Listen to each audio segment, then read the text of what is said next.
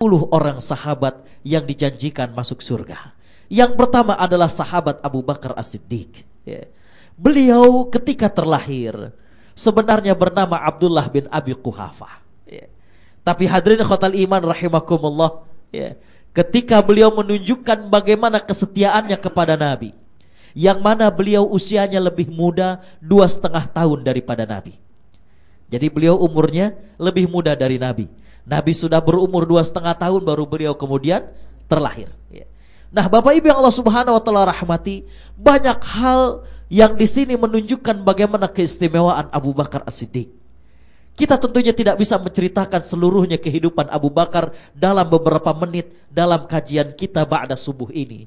Saya akan mengambilkan beberapa cuplikan tentang Abu Bakar As-Siddiq. Yang pertama adalah kita mengenal Abu Bakar As-Siddiq, orang yang pertama kali beriman kepada baginda sallallahu alaihi wasallam. Beliau adalah orang yang dekat dengan Nabi sallallahu alaihi wasallam. Karenanya ketika Nabi mendapatkan perintah Allah, turun dari Gua Hira dengan mendapatkan wahyu dari Allah, maka Bapak Ibu yang Allah Subhanahu wa taala rahmati, orang yang pertama diajak setelah Khadijah adalah Abu Bakar As-Siddiq. Dan subhanallah, pagi hari dia menyatakan keimanan, sore dia sudah membawa 6 orang untuk menyatakan Islam di hadapan Nabi sallallahu alaihi wasallam. Subhanallah, Dan ke-6 orang yang dibawa oleh Abu Bakar, kebanyakannya adalah sahabat-sahabat yang juga mereka dijamin masuk surga. Abdurrahman bin Auf, Zubair bin Awam, hadirin ikhwatal iman rahimakumullah, Sa'ad bin Abi Waqqas. Jadi hadirin ikhwatal iman rahimakumullah, kita bisa mengambil pelajaran bagaimana semangatnya Abu Bakar As-Siddiq. Pagi dia masuk Islam, sore dia dibawa 6 orang. Yang kedua, selain semangat Abu Bakar untuk berdakwah, yang kedua adalah bagaimana yakin dan percayanya orang dengan Abu Bakar. Nggak mungkin dalam waktu yang singkat, nggak nyampe 24 jam, kemudian dia sudah berhasil mengajak 6 orang. Pasti Abu Bakar As-Siddiq memiliki tempat di hati orang-orang. Berarti hubungan baik Abu Bakar dengan masyarakat itu sudah dikenal. Orang kalau nggak percaya dari awalnya, orang kalau nggak simpati dari awalnya, nggak akan mungkin dalam waktu yang cuma sesaat tersebut beriman kepada baginda SAW. Inilah cuplikan yang pertama tentang Abu Bakar As-Siddiq. Yang kedua adalah beliau digelari As-Siddiq karena peristiwa Isra dan Mi'raj, di mana Nabi SAW setelah wafatnya Khadijah, setelah wafatnya Abu Talib sang paman yang merupakan pembela daripada Nabi SAW, saat itulah dikenal dengan Amul Huzni, tahun duka cita. Wafatnya 2 orang yang selama ini membela Nabi SAW. Maka Allah menghibur baginda SAW, menguatkan semangat juang dan semangat dakwah Nabi SAW, dengan Allah perjalankan baginda SAW dari Masjidil Haram ke Masjidil Aqsa. Lalu kemudian Allah naikkan, Allah mi'rajkan dari Masjidil Aqsa menuju ke langit Allah Subhanahu wa taala. Bagi orang yang mengandalkan akal dan bukan mengandalkan hati keimanan, nggak percaya. Makanya orang-orang Quraisy kemudian mendatangi Abu Bakar. Biasanya orang-orang yang seperti ini nyari teman yang memiliki pemahaman yang sama. Jadi mereka mendatangi Abu Bakar untuk mempengaruhi Abu Bakar. Diceritakanlah, Abu Bakar, percayakah engkau bahwa Muhammad bercerita kepada kami, dia baru saja diperjalankan dari Masjidil Haram ke Masjidil Aqsa dalam 1 malam. Apa yang dijawab oleh Abu Bakar? Beliau mengatakan, kalaulah Muhammad SAW bercerita lebih dahsyat daripada itu, aku akan percaya. Jangankan cuma dari Masjidil Haram ke Masjidil Aqsa, lebih dahsyat dari itu aku akan percaya. Karena itulah hadirin ikhwatal iman, beliau yang selalu percaya dengan apa yang diucapkan oleh Nabi digelari dengan As-Siddiq, orang yang terpercaya, orang yang senantiasa percaya. Bapak Ibu yang Allah Subhanahu wa taala rahmati, sedikit saya ingin menjelaskan tentang Isra dan Mi'raj. Orang-orang yang rasionalis, orang-orang yang mengandalkan akal sering gak percaya hal-hal yang seperti ini.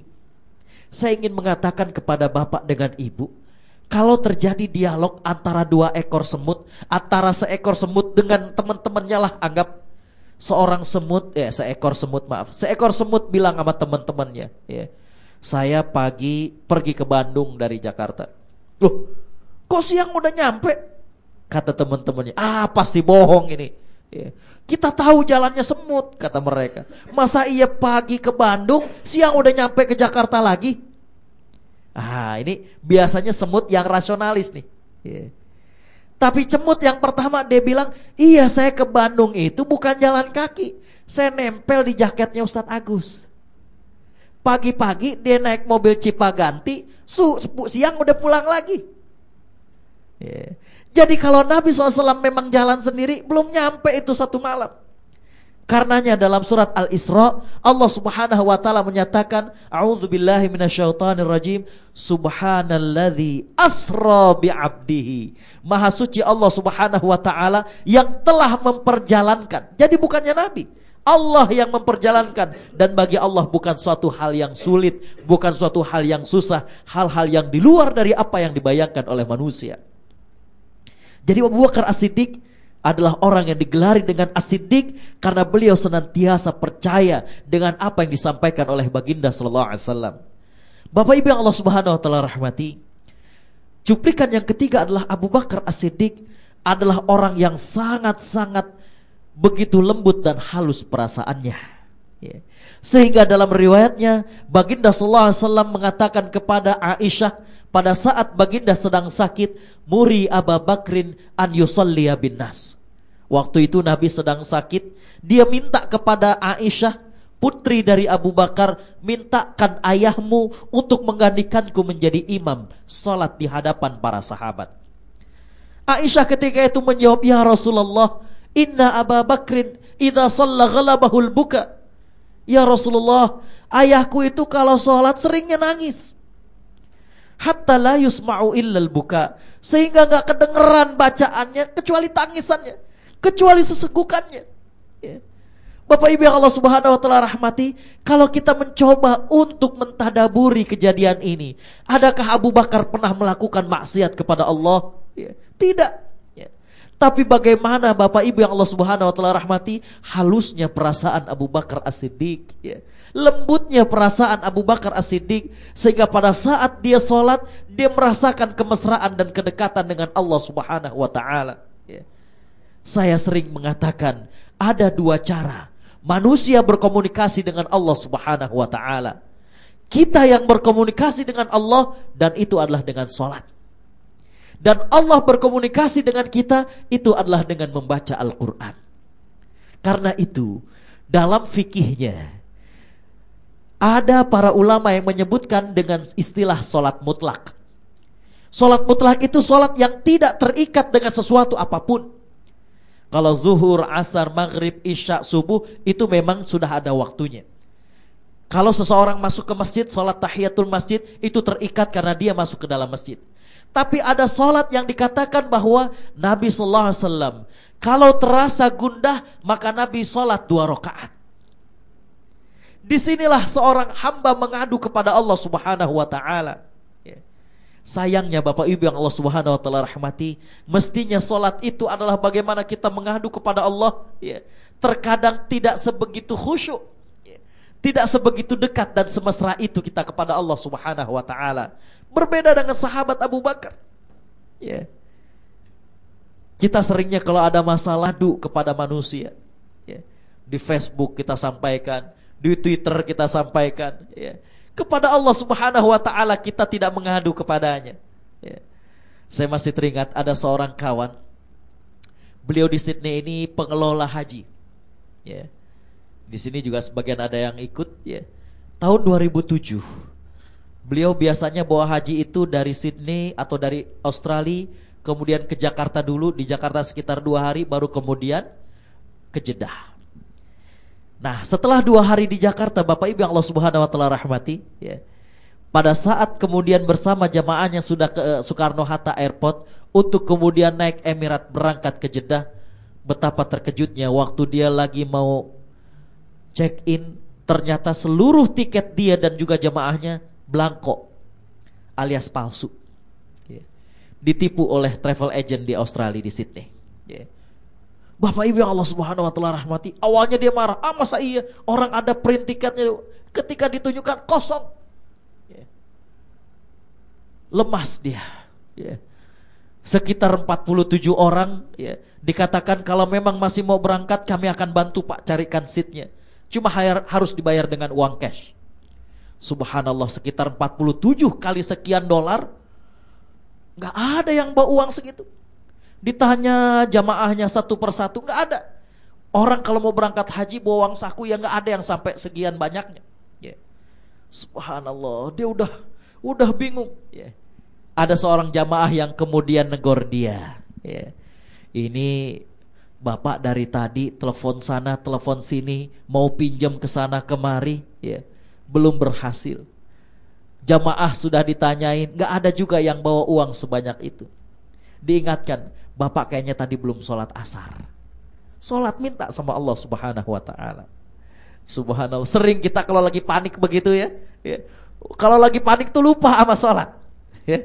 Orang kita teleponin, pinjam sono, pinjam sini dan lain sebagainya. Lupa kepada yang memiliki permasalahan itu, yang menyelesaikan masalah itu. Salat dia 2 rakaat, salat asar. Habis salat ada jemaah yang bilang, Pak, saya punya saudara di daerah Tebet. Orangnya lumayan kaya, coba ditelepon. Ditelepon Bapak Ibu yang Allah Subhanahu wa taala rahmati, subhanallah. Orang itu padahal gak kenal sebelumnya. Dia bilang dia punya dan tabungannya ada dolar. Biasanya orang walaupun kaya, jarang yang tabungannya itu dolar. Charter taksi dari Soekarno-Hatta ke Tebet, dipinjam tuh duit, balik lagi, kemudian berangkat. Kembali Bapak Ibu yang Allah Subhanahu wa taala rahmati, Abu Bakar As-Siddiq adalah pribadi yang sangat halus. Pada saat dia sholat, betapa dekatnya dengan Allah Subhanahu wa taala. Cuplikan yang terakhir dari Abu Bakar As-Siddiq adalah, Bapak Ibu yang Allah Subhanahu wa taala rahmati, walaupun Abu Bakar As-Siddiq adalah orang yang kelihatannya lembut, halus, tapi ketika ada Islam, ketika ada suatu masalah Islam yang di sana dihinakan, beliau tegas. Itulah yang terkenal ketika beliau menjabat sebagai khalifah. Maka banyak mereka-mereka yang mengatakan dirinya sebagai nabi. Maaf, maksud saya ada beberapa orang. Ada Musailamah Al-Kadzab, ada Al-Ansi dan lain sebagainya. Bahkan ada orang-orang yang tidak mau membayar zakat. Maka perkataan Abu Bakar As-Siddiq yang terkenal adalah beliau mengatakan, wallahi lau mana'uni iqalan kanu yu'addunaha ala ahdi Rasulillah laqataltuhu ala yadi. Demi Allah, kalaulah mereka tidak mau mengeluarkan zakat walaupun hanya seharga seutas tali kekang unta yang dulu di zaman Rasulullah mereka tunaikan, sekarang dia gak mau tunaikan, aku akan perangi dengan tanganku sendiri. Tegas. Umar kemudian bertanya, wahai Abu Bakar, kenapa engkau melakukan hal ini? Abu Bakar mengatakan, demi Allah, aku tidak setuju ada orang yang memisahkan antara kewajiban sholat dengan kewajiban zakat. Karena perintahnya berbarengan, wa aqimus shalah wa atuz zakah.